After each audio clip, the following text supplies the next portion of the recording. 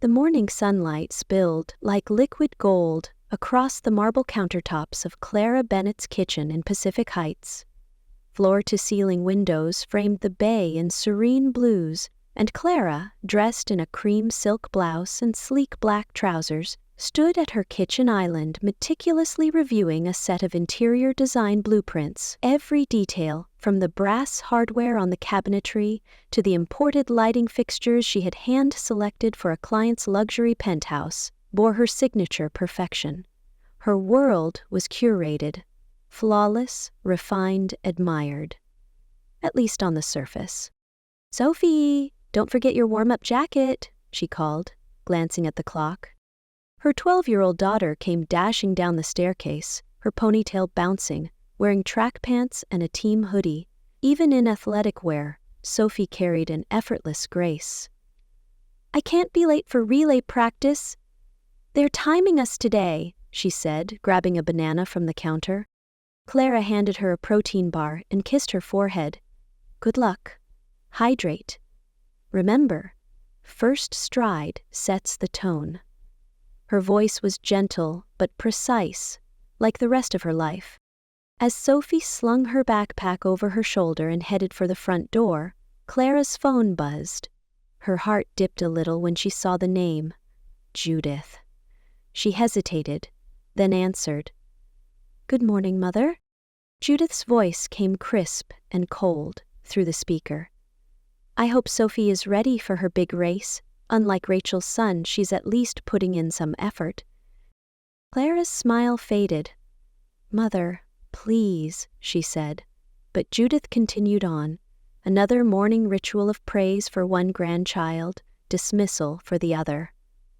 Clara ended the call with the usual polite nods, but inside, something tightened.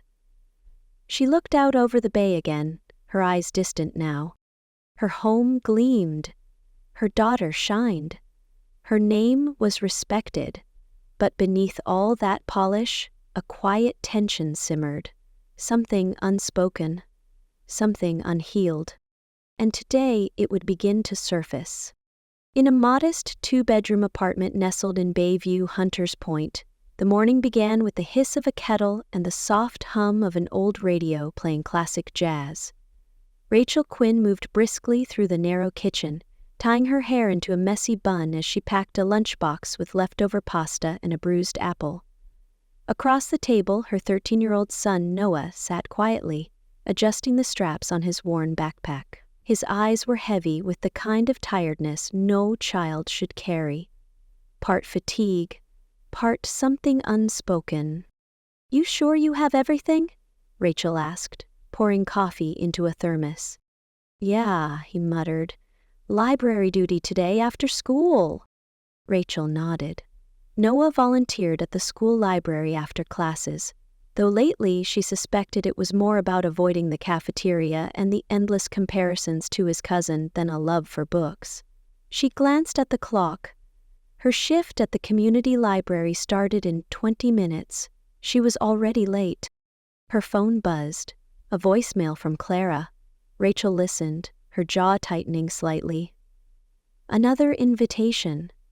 Sophie's birthday party this Saturday. Balloons, banners, catered food, and undoubtedly Judith's sharp tongue disguised as compliments. She stared at the RSVP form in her hand, hesitating.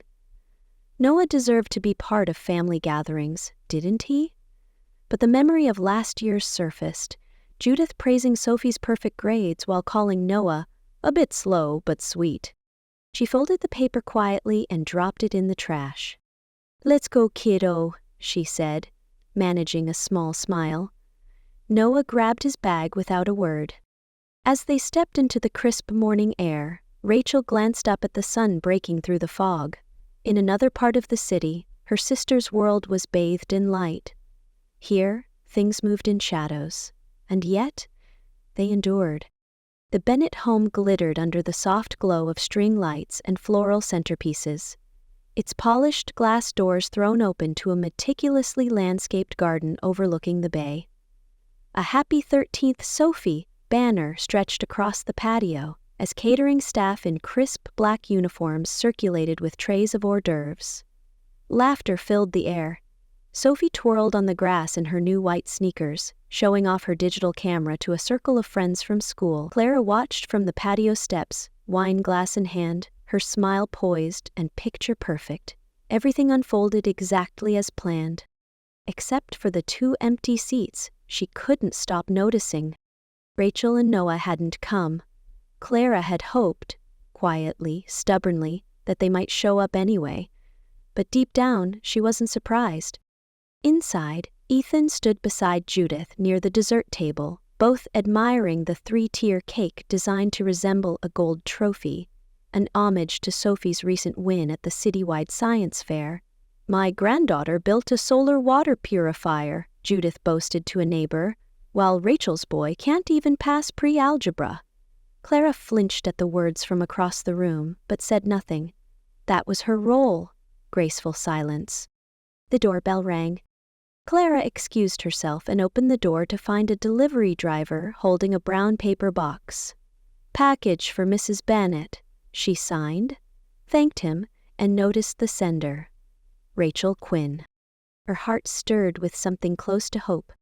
In the kitchen, she opened the box slowly. Inside, a small basket of homemade cookies wrapped in a cloth napkin, and a card in Rachel's familiar slanted handwriting. "Happy birthday, Sophie. Eat as many as you like."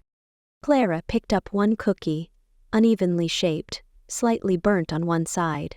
When she brought it close to her nose, a faint chemical odor cut through the scent of butter and sugar. Her brows knit. "Is that from Rachel?" Judith appeared behind her, sniffing with distaste. "I suppose homemade is all she can manage. At least it's cheaper." Clara's voice turned flat. "She's busy. Busy, tired, trying." All words Judith never seemed to value. Clara tucked the basket away high in the pantry and returned to the party, her smile still intact. But something inside her had begun to shift. Later that evening, after the last balloon had deflated and the final guest had departed, Clara sat alone in the dimly lit kitchen, the echo of laughter still lingering in the corners. The spotless counters were now cluttered with cake crumbs, empty glasses, and a half-finished bouquet of roses Sophie had received. She took a long sip of her wine, her eyes fixed on the top shelf of the pantry where Rachel's cookies were still hidden. The unease hadn't left her. Her phone buzzed on the counter. Rachel Quinn. Clara stared at the screen for a moment before answering. "Hello?" Rachel's voice was strange. Too calm, too rehearsed. "Did anyone eat the cookies?" Clara's fingers tightened around the stem of her wine glass. "Oh, the cookies?" she said, forcing a casual tone. "Actually, Noah stopped by this afternoon, said he was hungry. I gave him some." There was a beat of silence. Then, on the other end came the sharp clatter of something falling, and Rachel's voice, cracked and panicked. "When? How many? Did he say anything?" Clara's heart raced. "He ate all of them," she replied, her voice low. "Said they were great, but he felt a bit strange afterward." The breath on the other end of the call turned erratic, almost gasping. "Oh my God," Rachel muttered, half to herself. "Oh my God, I'm coming over." "Rachel." But the line had already gone dead. Clara stood frozen in the silence that followed, her own words echoing in her ears. She hadn't meant to lie, not at first, but when Rachel asked that question, something inside Clara snapped. The smell, the texture, the tension in Rachel's voice. It was all too clear. She had to know. She walked to the refrigerator, pulled open the door, and stared at the untouched cookies. 6 of them remained, exactly as they were. A chill swept through her despite the warmth of the room. Noah hadn't eaten them. No one had. But now she was certain. Rachel had sent them with intent. Clara didn't yet know why, but she knew what was coming. And this time, she wouldn't look away. The doorbell rang with a frantic urgency, and when Clara opened it, Rachel stood there, soaked in rain, her hair clinging to her cheeks, her eyes wild with terror. "Where is he? Is Noah here? Tell me he's okay," she cried, breathless, stepping into the foyer without waiting. Clara gently closed the door behind her and said in a calm, steady voice, "Rachel, Noah isn't here. He never was." Rachel froze in place, blinking through the water on her lashes. "But you said—" "I lied," Clara admitted quietly. "No one ate your cookies." Rachel's face shifted. First confusion, then horror, and finally, the weight of the truth crashing over her. She staggered back a step, her hands covering her mouth as she collapsed into a dining chair. I thought maybe, oh God," she whispered, her voice breaking. Her shoulders shook as sobs erupted from her chest. Clara walked to the pantry and retrieved the basket, placing it gently on the table between them. "Why, Rachel?" she asked softly. "What did you put in them?" There was a long pause before Rachel raised her head, eyes swollen, face pale. "Laxatives," she said finally. "Just a small amount. Nothing dangerous, I swear. Just enough that she'd have to sit out the swim meet." Clara's breath caught. She should have felt fury, should have yelled, called the police, shut her sister out forever. But what she felt was deeper than anger. It was sorrow. It was recognition. "I wasn't thinking," Rachel continued, her voice trembling. "I was tired, angry. Every time Sophie wins, Noah becomes invisible. Every time Judith praises your daughter, she cuts mine down.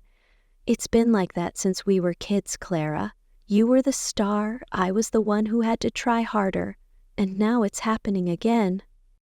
Clara sat down across from her, heart heavy.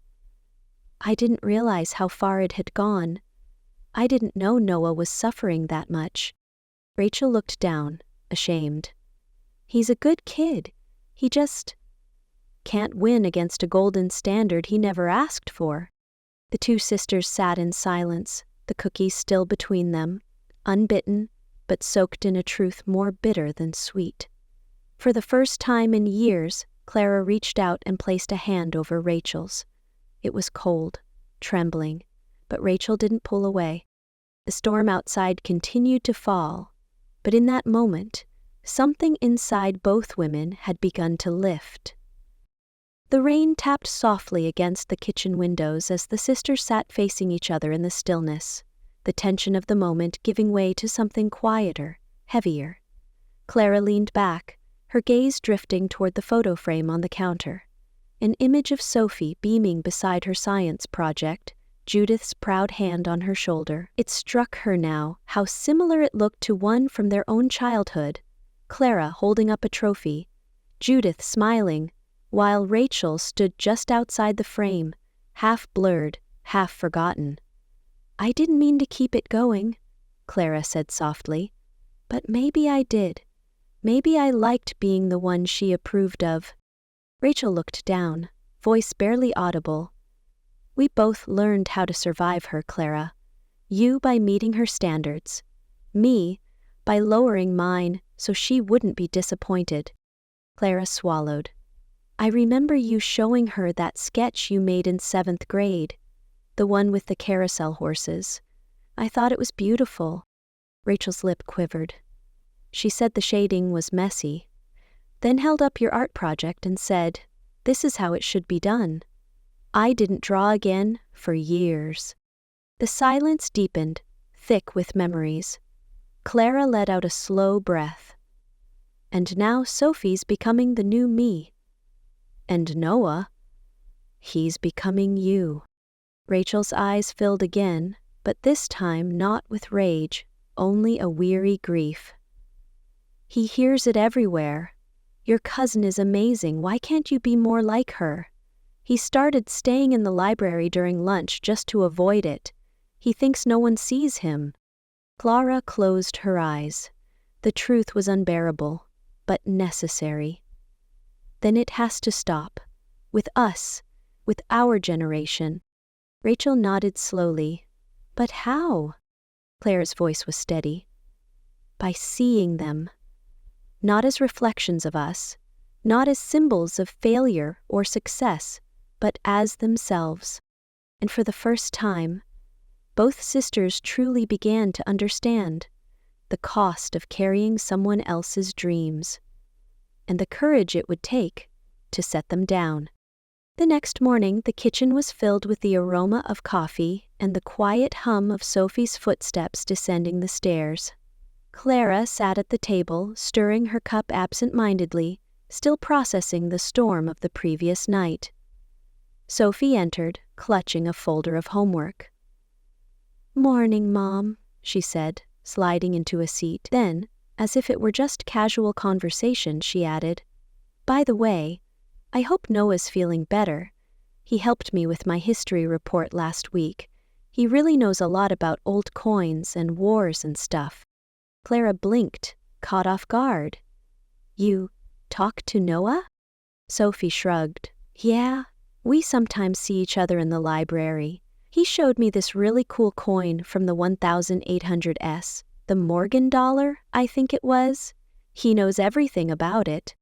Clara stared at her daughter, a mix of surprise and something like hope blooming in her chest. All this time, the children had found their own path. Quietly, without their mother's knowledge, without permission or prejudice, where the adults had been blind, Sophie and Noah had seen each other. "He helped you with your report?" Clara asked, still stunned. "Yup," Sophie replied with a grin. "And I told him I'd show him my camera this week. Think he's curious about how to take pictures." Clara couldn't help but smile. In that moment, she realized perhaps the next generation had already started the healing, the older one was too late to begin. The following Saturday, the Bennett home felt different. Less like a stage, more like a home. The lunch table was simple this time, no catering, no banner, just home-cooked pasta, salad, and a pitcher of lemonade.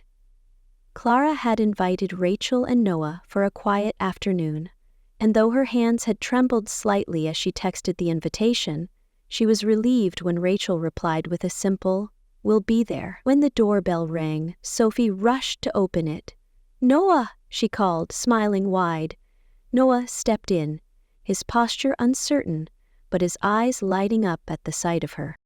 In the kitchen, Clara and Rachel exchanged a quiet look, still cautious, but softened. Sophie eagerly pulled Noah toward the living room, chattering about a new game she wanted to show him, and how she'd saved some photos for his opinion. Clara watched them disappear down the hall, their laughter faint but real. "She really likes spending time with him," Clara said softly. Rachel smiled, the first unguarded smile in a long time. "He's been different lately, ever since they started talking. He's more open, lighter." Clara reached into a nearby drawer and pulled out a neatly wrapped box. "This is for Noah," she said. "It's an old digital camera of mine. I thought maybe he'd like it." Rachel stared at it for a long moment, her eyes glistening. "He will," she whispered. It wasn't forgiveness, not yet, but it was something, a beginning, and this time it felt real. 3 months later, the local community center buzzed with quiet excitement. Inside its modest gallery space, rows of black and white photographs lined the walls. Portraits of weathered hands, forgotten alleyways, and fleeting moments of sunlight through rusted fences. At the center of it all stood Noah Quinn, his name printed proudly beneath the title, Hidden Light. Clara stood near the back of the room, hand gently resting on Rachel's shoulder, as they watched him speak to a small group about one of his favorite shots. His voice was steady, his posture confident, like someone who had finally been seen. "I still can't believe he took these," Rachel whispered. "It's like he's a different kid." Clara smiled. Not different, just finally allowed to be himself. To their right, Judith Bennett, elegant as ever, stood beside a photo of an old man sitting on a stoop, holding a harmonica. She turned to Rachel and said, with surprising softness, "He has an eye for emotion. I never realized before." Rachel blinked, unsure whether to cry or hold her breath. Since that rainy night, things hadn't become perfect, but they had changed. Clara and Rachel now met for breakfast once a month, slowly rebuilding their sisterhood. Judith, though resistant at first, had begun softening, especially after seeing Noah's work firsthand. And Sophie had grown into a quiet bridge between the two families. She now spent weekends helping Noah build his photography website, while he, in return, tutored her in history. What once felt like irreparable distance had become something else entirely, a new kind of family, one that didn't need perfection to feel whole. The golden hue of early evening bathed the Bennett backyard, casting long shadows across the lawn as laughter drifted through the air. The scent of grilled vegetables and marinated chicken mingled with the sweet aroma of blooming jasmine. David stood at the barbecue with Noah, handing over tongs and offering tips with a rare, easy smile. On the deck, Sophie snapped photos of the garden, occasionally glancing at Noah for guidance, her excitement genuine and unforced. At the patio table, Clara and Rachel sat side by side, sipping lemonade, their conversation flowing with a familiarity that had once seemed unreachable. 6 months ago, the idea of sharing a quiet moment like this would have felt impossible. Now, it felt earned. "I still can't believe Mom came to Noah's exhibition," Rachel said, watching Judith chatting with a neighbor across the yard. "And what she said. I never thought I'd hear her speak of Noah with pride." Clara nodded. It took time, but she's learning. Rachel smiled. "We all are." Sophie ran over, holding her camera. "Look, Mom! Noah showed me how to use shadow to frame the roses." Clara admired the shot. Vibrant, alive, imperfect. Dinner was called and the family began to gather around the table. As Clara looked around, at Rachel's relaxed shoulders, at Noah's unguarded laughter, at Sophie's unfiltered joy, she felt something settle in her chest. Peace, maybe. Not because the past had been erased, but because they'd chosen to grow beyond it. This was family. Not flawless, but finally whole. The story of Clara and Rachel reminds us that the wounds we carry from childhood don't simply fade. They echo across generations unless we confront them. Favoritism, silent resentment, and unspoken pain can fracture even the strongest family bonds. But healing begins with acknowledgement. Clara learned that success built on silence can be as harmful as failure, and Rachel discovered that bitterness, left unchecked, can lead us to dark and desperate places. What ultimately saved them wasn't perfection, but honesty and the courage to break the cycle. By choosing empathy over judgment and connection over comparison, they began to rebuild a family grounded in understanding. Sophie and Noah, free from their mother's shadows, were able to see each other for who they truly were, not rivals, but allies. The lesson is simple but powerful. True family is not about being the best or meeting expectations. It's about accepting one another, flaws and all, and choosing love even when it's hard. Forgiveness isn't a one-time event. It's a journey.